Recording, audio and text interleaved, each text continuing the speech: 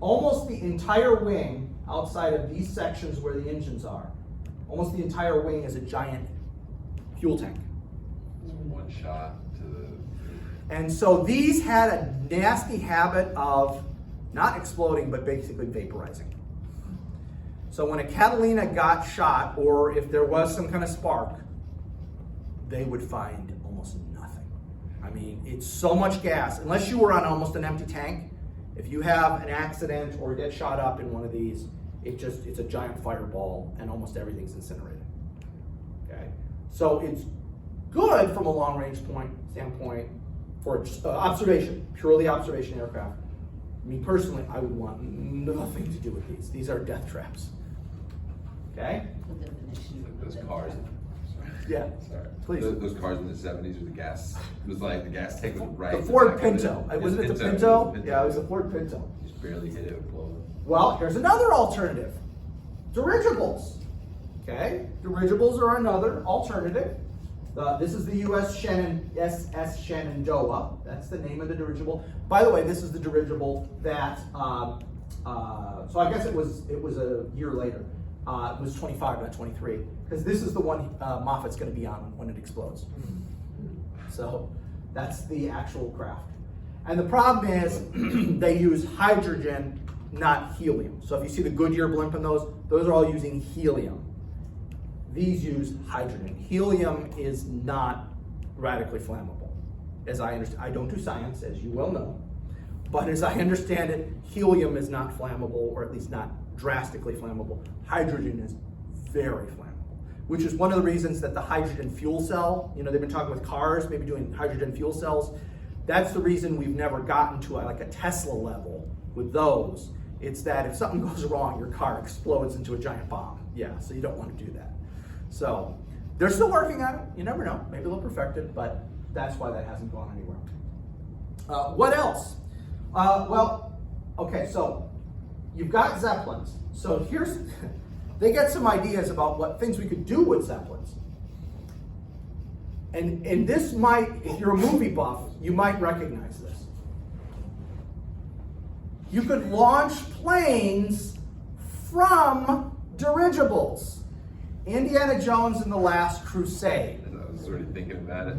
Now, I walked out of that movie saying, disappointing. In my opinion, it's still the weakest of the Indiana Jones movies. I don't even mind the nuking the fridge. I'm willing to play along with nuking the fridge and the Indiana Jones and the Crystal Skull. But that just so ticked me off. I got home and then I looked it up and I realized, oh my God, they really did that. They really did that. And yes, this is one, I think it is just launched. See this little hook here? They've just released the hook. So let me work backward. That's one launching. That's one about to launch. They've lowered it. And this is off the dirigible USS Macon.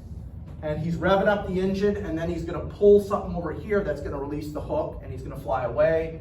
That's from the inside looking out. And you can see he's about to pull the lever to release the plane, and that's when it's inside. So yes. It's a terrifying. Yes. way to fly. Yes. Yeah, the expression daredevil pilot, yeah, that was pretty much all aviation before, I don't know, World War II, or maybe even until after World War II. But yeah, they really did that. Like I say, I walked out of that movie, what a bunch of BS. Got home and I'm like, oh, I didn't know that.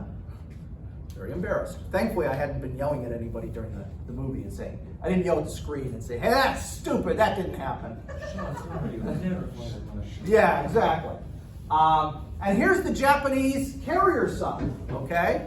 So see this giant protuberance that's here and this funky thing on the front of the ship? Okay, this is the hangar, if you want to call it that, and this is the ramp. So let me show you a better picture. There's the hangar open. There's no plane inside, unfortunately. So this is, after the war, they captured some of them, and then the Navy kind of evaluated, like, is this a good idea? Can we do this? The problem is that the planes that you could fit in here had to be so small, because they had to fold up, that like you couldn't carry almost any armaments. You could carry a couple small bombs, like literally 100-pound bombs, like nothing. And so it just wasn't worth it. Your bang for your buck wasn't there. Oh, and by the way, this is the ramp. So what you do is back here, you get the plane, get it going, get the engine going, and then whoop, you fly off the ramp and you fly away. Actually, the original plan for that Yamamoto created for the attack on Pearl Harbor, there was going to be a simultaneous attack on the Panama Canal using these subs. So they were going to slink right up to the Panama Canal, launch their aircraft, and their aircraft were going to drop bombs and disable the Panama Canal, which was going to make it almost impossible for the U.S. to switch ships from the Atlantic to the Pacific. So on paper, great idea. If you're the enemy, because you paralyze the U.S. Navy, because they'd have to sail all the way around South America. That would have been a great idea. Again, if you're the bad guys, that's a great idea. The problem is Yamamoto kind of looked at what kind of bombs these could carry and go, he'd sailed through the Panama Canal, and he's like, those bombs are not going to do anything. Panama Canal is huge, it's concrete. These little 100-pound or 200-pound bombs, they're going to barely scratch the paint. So he just said, this is a suicide mission. No, don't even bother. Don't even bother. Forget about it. One last one. This one was just an idea that was in popular mechanics in the 1930s. That no one actually built this, but this is the idea. You take a dirigible, almost the entire top is a giant solar panel. You have a landing strip, and a hangar, and so in theory, it can stay up indefinitely. It never has to come down because all your engines are electrically powered. That was the idea. Nice idea. Yeah, it didn't work because, as you know, even now solar panels are not as efficient as we'd like them to be. So in the 1930s, there was no way you were getting solar panels to work because they would have to have, look at this, solid copper, okay, negative lead. You put that on top of a dirigible, it's going to be way too heavy to take off. So modern solar panels, you could maybe make a shot at it. Remember there was that plane that flew like around the world just based on solar power? This was about a decade ago. In theory, you might be able to pull it off today with modern solar panels, but at the time, that copper and lead, there's no way you're going to get that to work. Ain't going to happen. So again, there were lots of ideas out there. This was a period of experimentation. By and large, these ideas turn out to be impractical, unachievable, dangerous, etc. Okay? Now, let's go backward before we go forward a little. So we're going to go back to 1922. Okay? In 1922, there's something called the Washington Naval Conference. Now remember, this is the early interwar period, so everybody's all about get rid of your military. If you get rid of your military, we'll never have a war again. World War I was horrible. We don't ever do that again. So there was a series of conferences throughout the world trying to get rid of weapons, trying to get rid of armies, etc. This particular one took place in Washington, D.C., and this was specifically focused on navies. They're not talking about ground forces. Like 20 countries are there and are part of this conference, right? I'm going to just focus on the Americans, the Brits, and the Japanese. So everybody's going to sign this, but I'm not going to worry. I don't care about the other countries, and it's going to confuse you if I bring in the other countries. So they decide at this conference that from now on, we're going to have a capital ship tonnage ratio. Let me explain what the heck that means, okay? The Navy, when it talks about its ships, always talks about how much they weigh. They talk about tonnage. So when you're tonnage, that is how much your ship weighs. I don't quite understand why they do it, but this is the way they do it. They don't talk about how many ships they have, they talk about their naval ship tonnage, all right? So they establish a capital ship tonnage ratio. And what that means is for every 30 tons of American capital ships. Now what's a capital ship again? In 1922? Battleships, right? And they might put heavy cruisers in that category too. heavy cruisers too, all right? So for every 30 tons, not number, but 30 tons of capital ship we have, the Brits can have 30 tons of capital ships, and the Japanese get 18 tons of capital ships. Not the number of ships, but the tonnage of the ships, please. What's a capital ship? Okay, capital ship is, at this time, a battleship or a heavy cruiser. Okay, so we get 30 tons, the Brits get 30 tons, the Japanese get 18 tons. Now, the Japanese look at this and go, hey, this is unfair because you get 30 tons, you each get 30 tons. And the Americans and the Brits say, no, you don't understand. We have two navies to cover, or two oceans to cover. In fact, in the British case, they have three because they have the Indian Ocean, the Pacific Ocean, and the Atlantic Ocean. And even for us, we say, okay, we don't have the Indian Ocean, but we still have the Pacific and the Atlantic. So the most you're going to face is 15 versus 18. You have the advantage. What are you complaining about?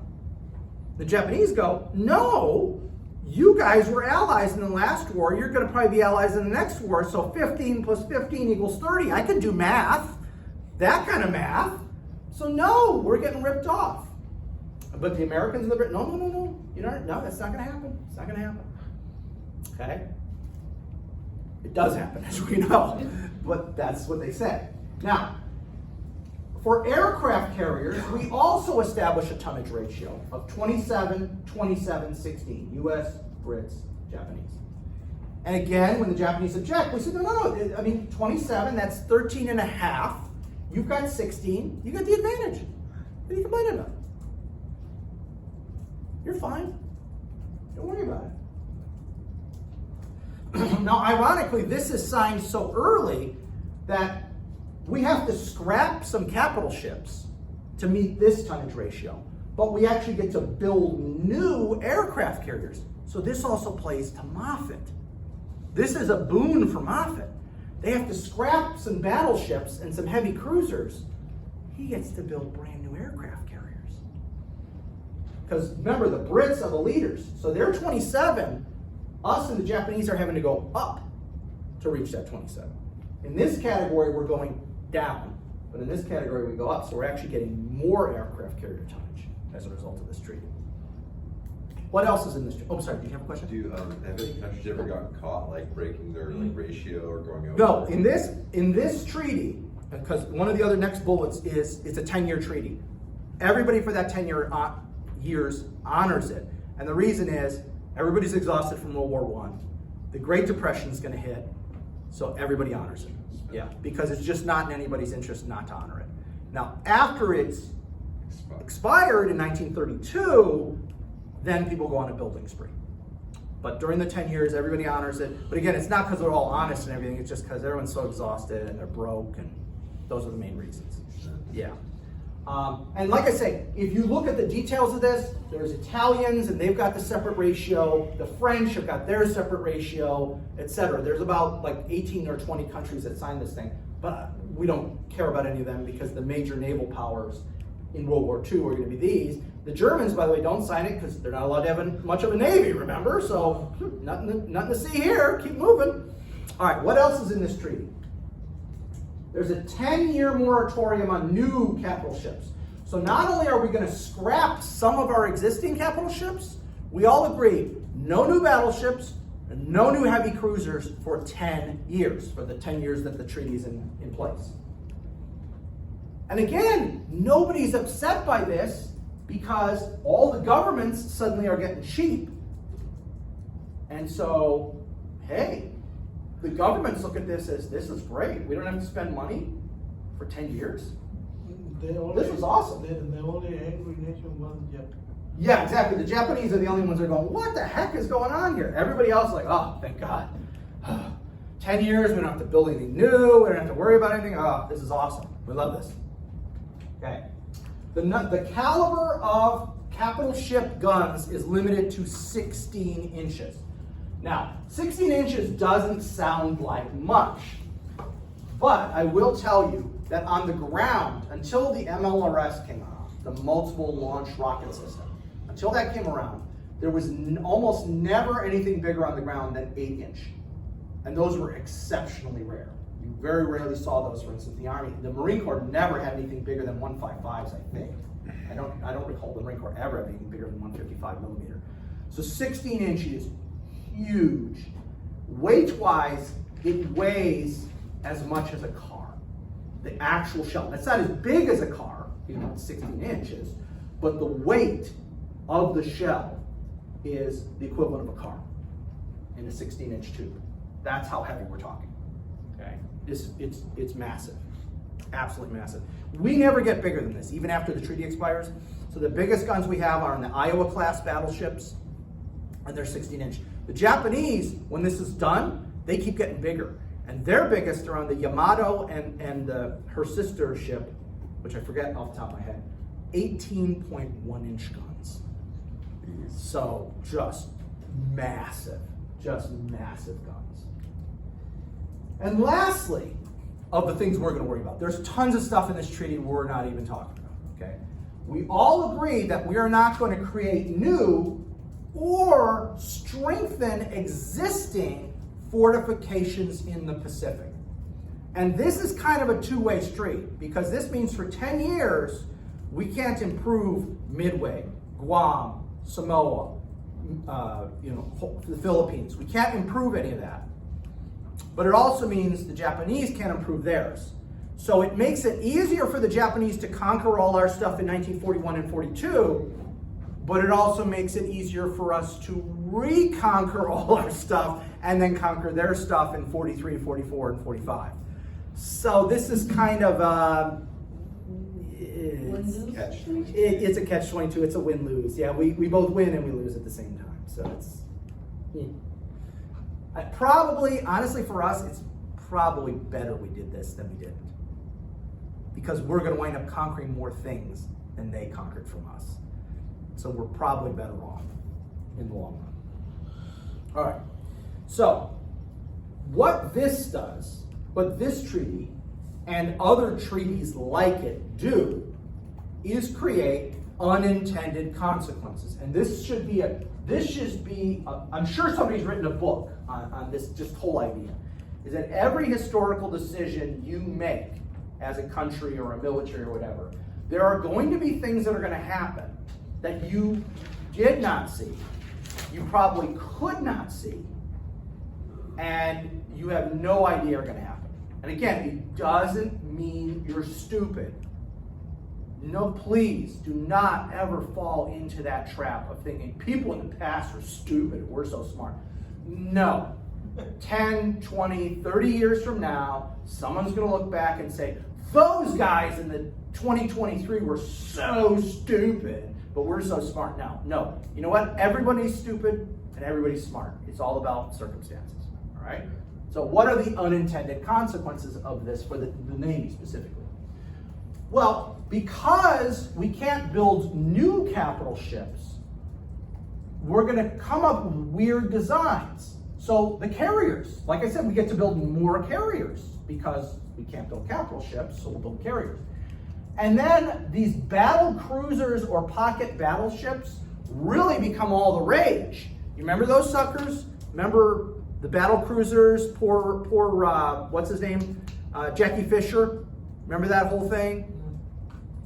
Despite Jutland, people build a crap ton of these things, including us. We build some too. It's not a capital ship. It's lightly armored. Okay? It's fast.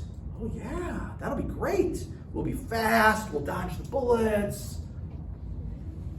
Yeah, the World War II results of this is very similar to the World War I results of this. Okay, those big guns seem great, but that thin armor really doesn't work at all. Okay, so we're going to try different things, and some will succeed, some won't. We're going to have a lot more research and development into improved weapons, improved armor, improved performance characteristics, because we can't just build bigger, so we got to be more innovative. And I'll give you an example that's not from the interwar period, but I think it's a great example. So, the M1 Abrams tank has something called Chobham armor on it, okay? This is much later. This is in the 1960s.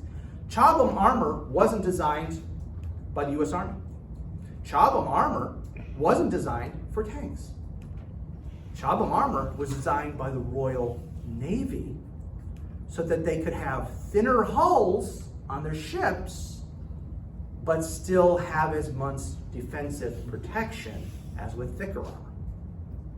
So that's a really good example of where you design something for one thing and it winds up being most practical in a totally other realm. The microwave. Like the microwave. Yeah, that was not intended. You know, the story, I don't know if it's true, but the story with the guy with the chocolate bar in his pocket and he keeps being near this microwave device. And oh, what the heck? It's chocolate bar melted in my pocket. How did that happen? And then, I don't know if that's true or one of those, stories that people make up. Please. So what did you say before? You said thinner hull on ships? That didn't make sense to me. The hull. The hull. Okay, Yeah, the that hull makes of the ships. The idea is that the hull of the ship can be thinner, making the ship lighter, but the Cha-Bomb armor is designed where it's just as tough as thicker steel. How do you spell hull? Is it like HULL. Yeah, ULL. yes, ULL. Hull. Yes. But again, it's actually most successful in tanks. It really doesn't work in the Navy. Don't ask me why. That's science. I don't do science. But for whatever reason, it works better in tanks than it works in ships. So they just- Because I've never heard of a ship with Cha-Bomb armor. So they just want to invent vibranium, basically? Yeah. If only vibranium was real.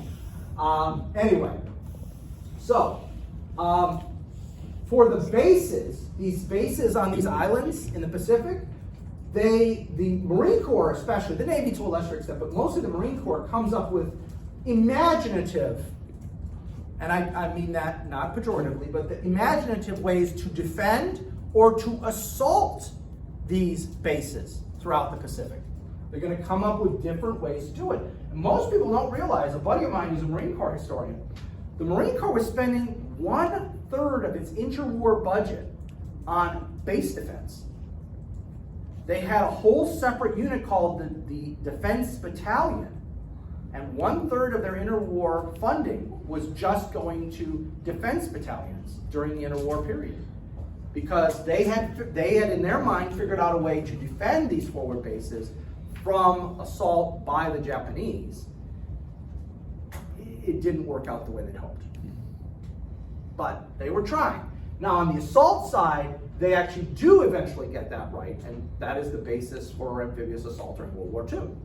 Okay, so the defense part, they don't get right. The assault part, they do get right. But ironically, if you look at funding, almost all the money going to one of these two is going to this one during the interwar period. And then it's dropped during the war, and all the money goes to this. So. We're doing that again today. Yes, I saw they got rid of the M1 Abrams. The Marines are going to get rid of I know they're going to have. They're completely done, but it's gone. Now are they going to bring back M60 tanks? No tanks at all. The Army's doing that. Wow. As far as we're concerned, you don't need a tank on an island. And if we do go on land to pursue land-based attacks, then the Army's bringing the tanks. We don't need that because we're supposed to be mobile, and we're trying to stick to our actual congressionally approved mission of supporting the Navy. Right. So there's no reason why the Marine Corps needs to be doing what the Army's doing. Right. Because we have to focus on naval ops. And on one account, I completely understand and agree with that. On another account, you're putting all the eggs in one basket. And I worry that if things don't pan out the way they think, the Marine Corps is going to be left flat-footed. So, again, time will tell. It's that Moffat thing. Yeah. They're also pitching that to the Navy because the Navy has to fight. Or Exactly. figure out how to deal with all those islands in the South Pacific. Oh gosh, It's and China. that's a disaster down there, yeah. Marine Corps solution is give us more HIMARS, we'll go take those islands and shoot HIMARS rockets at Chinese ships and keep them from taking those islands. I hope it never comes to that. Let's put it that way. I've heard those islands are like the first point that would be attacked, like hypothetically if something were to If happen. we were on the offensive, yes, Oh. we would attack there first. If they were on the offensive, it might be Hawaii. Who knows? One last bullet, because we're almost out of time. The last bullet on this thing. What this also does is it creates a opportunity or a perceived opportunity that smaller nations can actually be successful. This is the quality versus quantity argument. This argument has never gone away as well, okay? So, should I have a small elite force a medium-sized mediocre force or a huge kind of big dumb force. What's the right solution? Big dumb. It's all about the war you fight. So long or short war? If it's a short war, small and elite is awesome. Oh, that's great. And if you're Belgium or some other small power, you don't have a choice. You're going to go small and elite because you don't have the money. But again, what if you have a small elite army and you get into a long war? Even if you're a big nation, you're toast. Okay? If you're a big nation and you have a big slow army, big dumb army, but it's World War II, well, Russia proved that kind of works. If you have a big enough manpower pool and a big enough army, slow giant actually gets there. But then the opposite is like a big army the US sent to Vietnam. Right? Yeah, that's all about strategy. I would argue that had nothing to do with the army they sent. It's all about having zero strategy in the What war. about Russia right now with Ukraine? Oh my gosh, don't even, I know we gotta wrap it up. I am still, I cannot believe how bad the Russians are performing. Now, I know we're giving tons of stuff to the Ukrainians. I'm not saying that it's not helping. Of course it's helping. But the Ukrainians are putting up a fight, which I didn't expect in the first place. And just how dumb the Russians are being. When you see some of this footage, like they're not following basic tactics that you learn like in basic training. You saw one of the Russian soldiers got catfished? Yeah, I saw that too. They just send, wishes, human waste to, Yeah. And very fortified position. And I don't know what's true and what's not, because also the Ukrainians and the Russians are putting out propaganda. So that's my other That's the hardest part. I'm looking at what's on the news, how much of that is propaganda. It's only propaganda if from the enemy. That's right. Only the bad guys do propaganda. The good guys never do propaganda. We always speak the truth. World War I. There you go. Yeah. German is the enemy. That's right. It's killing babies. Yes. So, again, the exam will launch tonight at 6. Did everyone got a copy of the study guide? Okay. So 1, 2, 3, 4, 5, 6.